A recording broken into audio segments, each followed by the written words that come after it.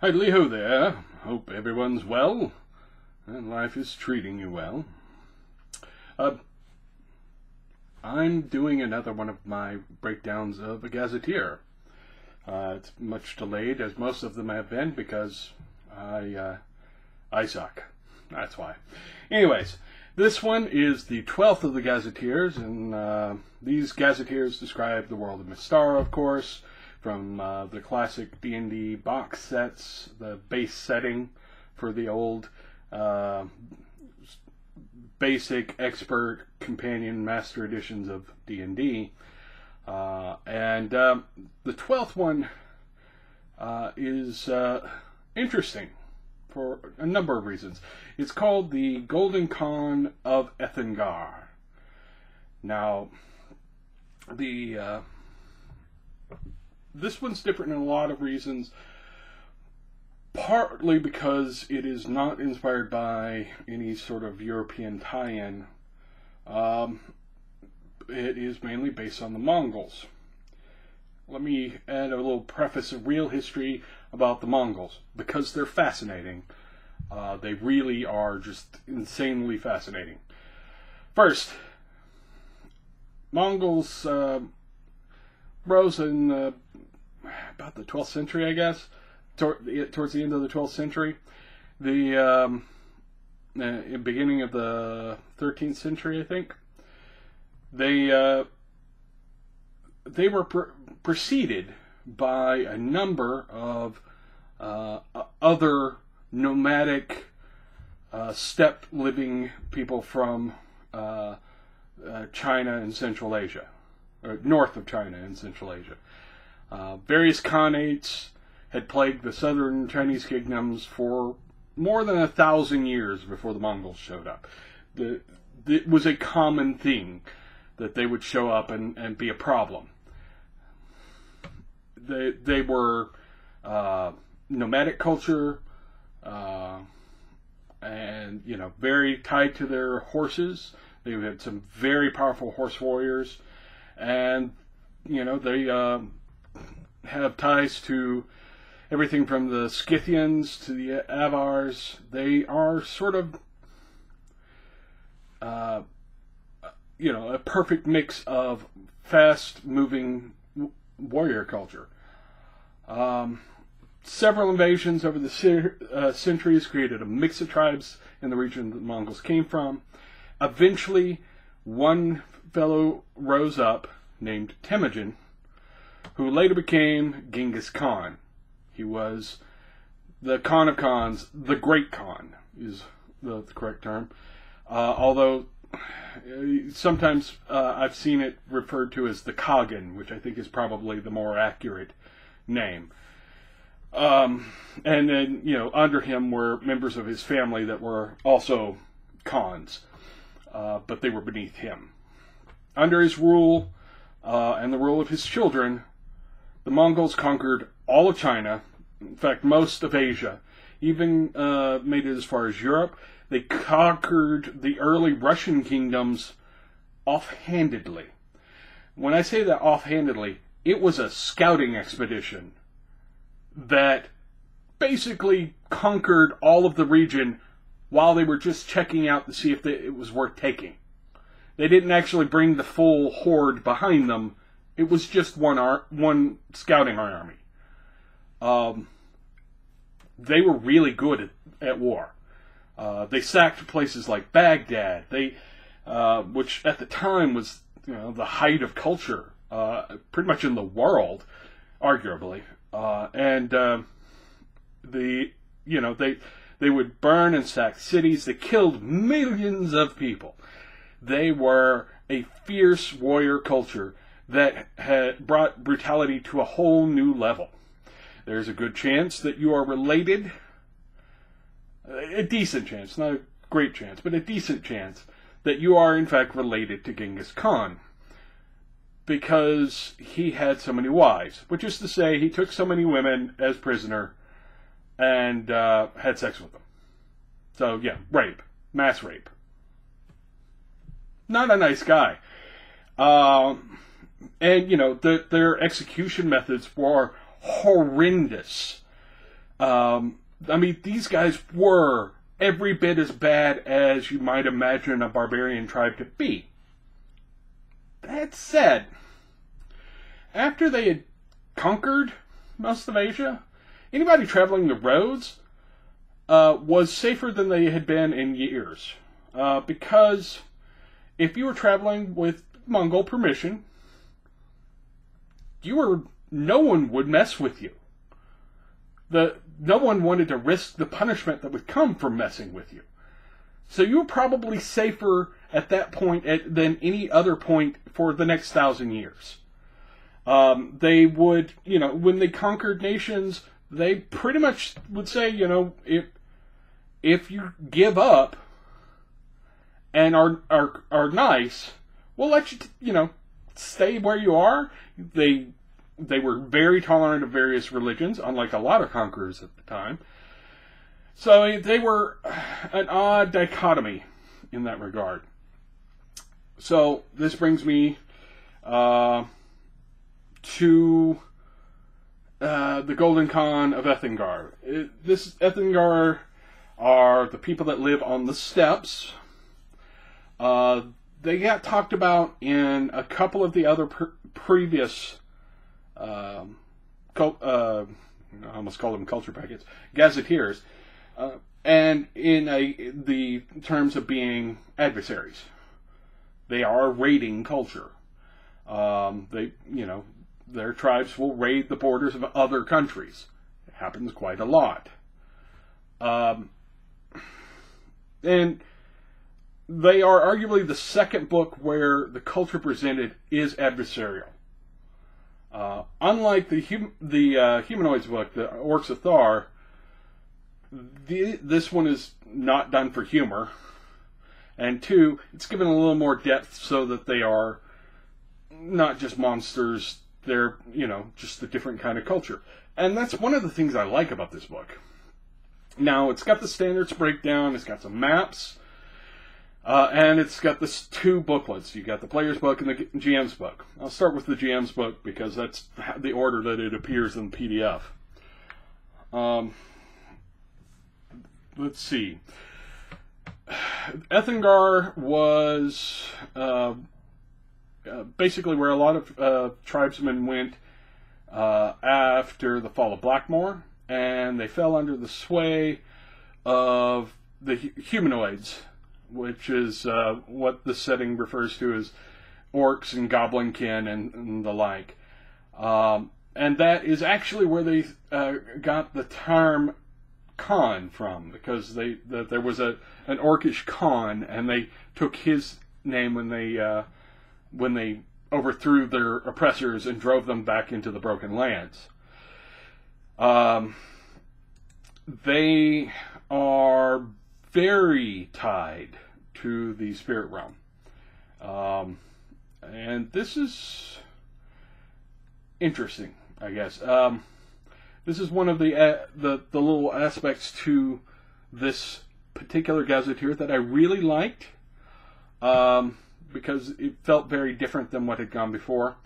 There was, of course, they threw off the orcs and goblins and the like, and sort of established their own empire of nomads. But they eventually fell into fighting each other, because that's what you do. Each tribe has its own Khan, and every once in a while a great Khan would arise, and he would take the tribes under his wing and say, "All right, we're gonna be one people, and we're gonna go raid along these borders. We don't need to attack each other. We'll just go do it." And then that great Khan would eventually die, and then they'd fall into fighting amongst themselves. Now, that was up until recently, as far as the setting goes. The time frame of the Gazetteer actually reflects the time of the rise of the Golden Khan, Mowgli Khan. He is the Genghis Khan equivalent in this setting. He is the Great Khan, he rules over Khans. He spent a dozen years wandering the steppes and even beyond the steppes to learn the ways of people from other countries as well. He returned, reunited the tribes under his own banner, and actually does modernize them some. He starts allowing more merchant trade. He brings in some more progress. This is not unlike Genghis Khan. When Genghis Khan took over, he actually standardized the writing form so that everybody in the kingdom would be able to read the same thing. So it's very similar in that regard. The geography described is somewhat similar to the steppes of Asia. There are some mountains. There are large, broad swaths of grass. And these are what you would find in Asia. There's a long road, might as well be called the Silk Road, because we're really sticking to that Mongolian standard there. Now, they also talk about the land of black sand. I'll get into that in a minute, because it's important. Now, the Golden Khan's rules are absolute. The Khan values him, but his word is law. Now, in their tribe, the Khan's own word is law, so long as it doesn't counter what the Golden Khan wants. So, if you're in a tribal holding, and a Khan says, "Nope, have him killed," you're a dead man, because they're going to kill you. And their word is absolute. If they say, stand on the border until you die, you better stand on the border until you die, or they'll just kill you.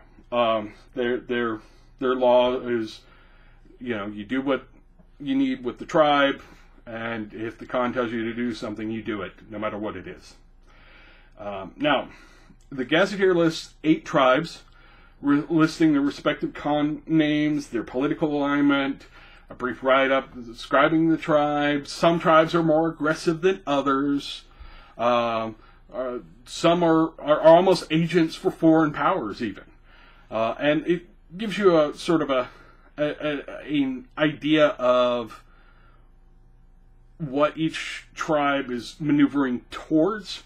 The section could do with some more detail, to be honest, but still a nice starting point for a lot of plots you might want to do in that setting. After that, they describe a typical tribe. And that's about 2 pages of info about what it's like to live in the camps, what they do, what they do for fun, and it's just enough to let you understand basic tribal life for one of these steppe warriors.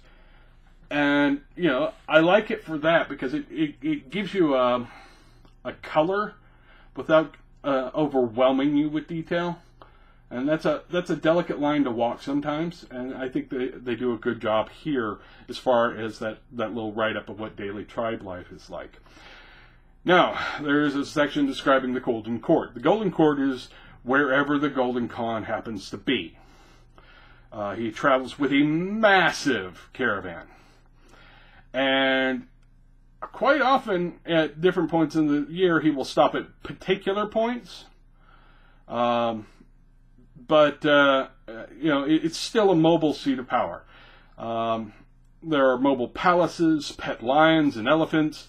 They include a map of the camp. This is their version of an adventure hub. If you're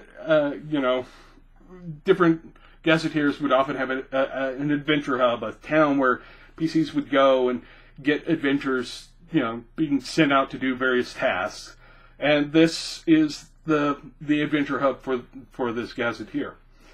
And again, it talks about different factions in the court, different sections of the camp, and how they tie to those different factions. It's a nice little write-up.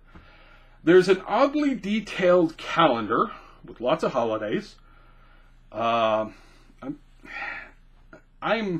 not a huge fan of custom calendars, where everything gets different names and different arrangements and what have you. I don't hate them, but it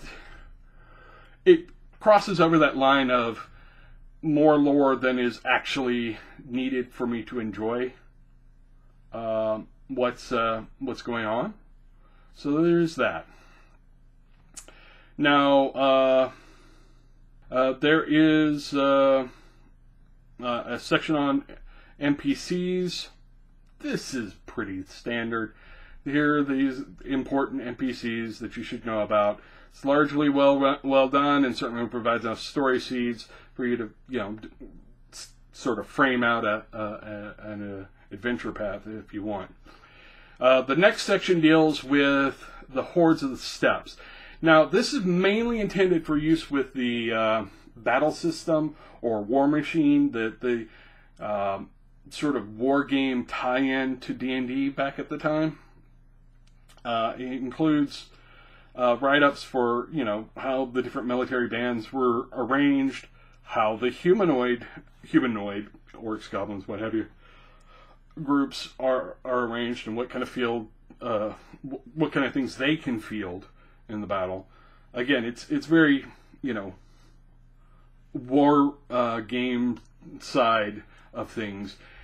It's good for info about what those groups are like, but if you're not wanting to do a war game focused adventure there, you can kind of skip over it a little bit. At least skim it though, because you'll get some details that might help you spice things up. Now, after that, that's when they get into the really interesting part of this. We're still in the GM's book, but they have a large section dedicated to a write-up on the spirit world. Now, in this, these are spirits of nature. These are not like ghosts. They entered the material plane during the disaster befell Blackmoor. Blackmoor being the ancient, Atlantis equivalent culture that had various high-tech machines and magical technology and all these wonderful things, and then there was a disaster that shifted the poles and mass hysteria, lots of dead. Anyways, when that happened, it opened up the whole to the spirit world. Now the spirits actually came and started helping out the Ethengar in the mortal plane, because they've got this, they're able to enter in. And there was some traffic back and forth. Then there is a disaster that happens in Galantry. They talk about it in the Galantry supplement, where there was a magical disaster involving basically a downed spaceship. And yeah, science fiction makes a lot into early D&D stuff. Just roll with it. Anyways, when that happened, it opened up a sort of a hole into the sphere of entropy. Now, a sphere of entropy is, when you're dealing with the immortals stuff, spheres are the different realms of power that the immortals use. The sphere of entropy is sort of death tide, and the opening actually formed what is the black sand. Killed everything. Everything's sort of black and blasted and what have you there. And at first the spirits were going to run away, but they realized that if they did, entropy would grow. So they have to stay in the world.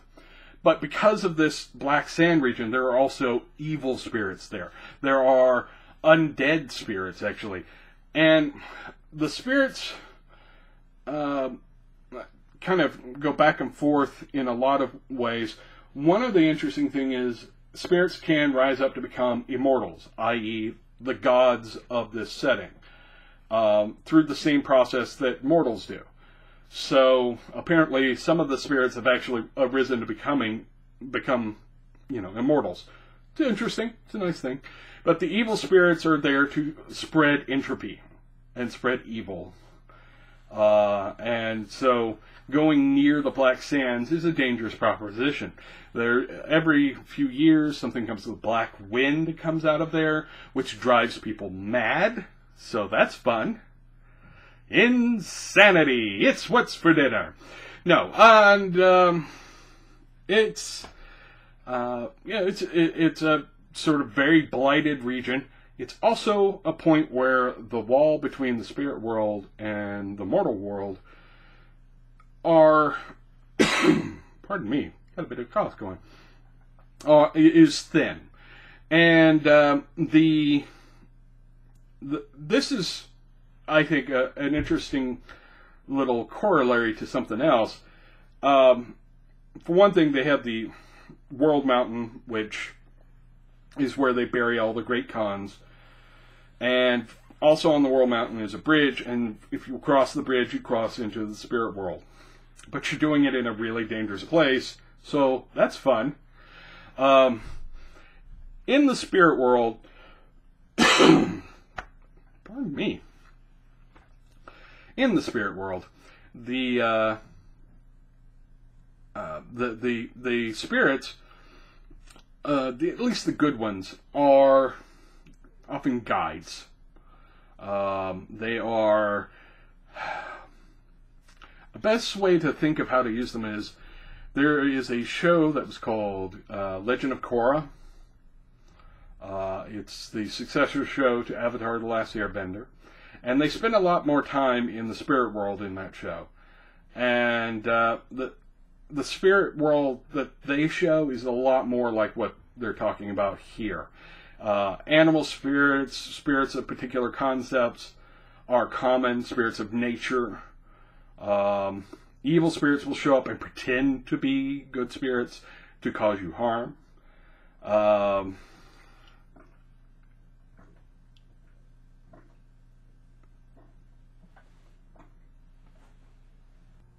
Okay, after that brief pause due to weird noises, it's been raining here a lot, so weird noises tend to catch my attention because I don't want to wash away. Anyways, spirit world is pretty fascinating. Shamans in particular get a particular set of bonuses there that are interesting. They get a guardian spirit that manifests there, and they can sort of channel through it. I'll get into shamans when I get into the PC section. Speaking of which, I'll get into that for a second. I really like the spirit world. I think the spirit world, as described in this setting, is a more interesting, or at least a very different sort of, a very different sort of extra-planar element to add to a game. It is more like bringing in the Feywild or Fairy than it is like the sort of classic travel the astral plane kind of thing. It's not quite like Planescape. It's its own thing off to its own, and I really like it. I think it has a lot of compelling stuff to it. Anyways, let's get into a couple other things before I move on to the PC book. There is an outline for an adventure. The adventure actually assumes that you're going to be visitors, that you didn't start there, and that you're sent around to do various things. There are also several sort of adventure seeds for various different levels of adventures. They include some guidance for different kinds of campaigns where everybody starts out there, campaigns where the war is already started, because yes, the Golden Khan and the Golden Horde are going to rise up and attack the other nations. So, this is a time just before that war. You could actually run adventures during that war and all that. Gives you some guidance on that as well. Now, the player's book gives you an in-character perspective of what it's like to visit the steppes, the sort of behavior that you'll see there. This is all, stuff that's safe for the PCs to know, as is common for the PC books in these gazetteers. It offers a section on skills, which, again, this is something gazetteers all did, although there are some slight variations in how they handle skills in each of them. So it's interesting. They talk about how the tribe affects what skills you start out with and different classes. They also give alternate builds. So they have basically an alternate class progression for different things. They will name them differently, but it's alternate progressions for a fighter, a cleric, and a rogue, and the like. And it describes how those actually are similar. I mean, they tell you to use the progression for the fighter and all that. They just change a few little things to make it more horse warrior related. And rogues are a little more steppe culture related. And it gives a very flavored version of those classes. They also introduce the shaman. And the shaman is... it's a spellcaster that has a strong resemblance to druids, but with some distinct differences. They are very tied to the spirit world that's described in this book. They get the guardian spirit. The guardian spirit gives them all kinds of bonuses later on. They can shape change. It's an interesting little class, particularly for the time. It was somewhat original for the time. Obviously, we've had shamans since then in various forms. This was an interesting early attempt. Now, as far as the overall of the book, I like this book. I think this may actually end up being my new favorite Gazetteer. I think that part of the reason why is it's not the same thing that we're used to.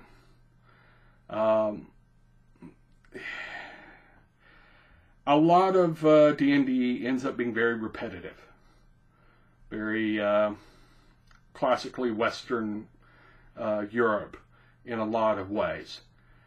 Which is fine. I mean, I come from that descent. I have some, iconography to work with. I don't need somebody to explain to me what a knight is, a king, so on, because I have that cultural touchstone. But it's nice to see people step away from those cultural touchstones and to a different breakdown. This is very strongly tied to the Mongol history, which, honestly, I didn't learn a lot about when I was in high school. I learned a little bit more about it in college, but mainly I learned most of what I know about the Mongols from, reading some history, nonfiction on my own, and listening to Dan Carlin's Hardcore History episodes on the Wraths of Khan. But I think that it is interesting to see them sort of give a fairly solid, balanced version of that culture. They leave out some of the darker elements of that culture. But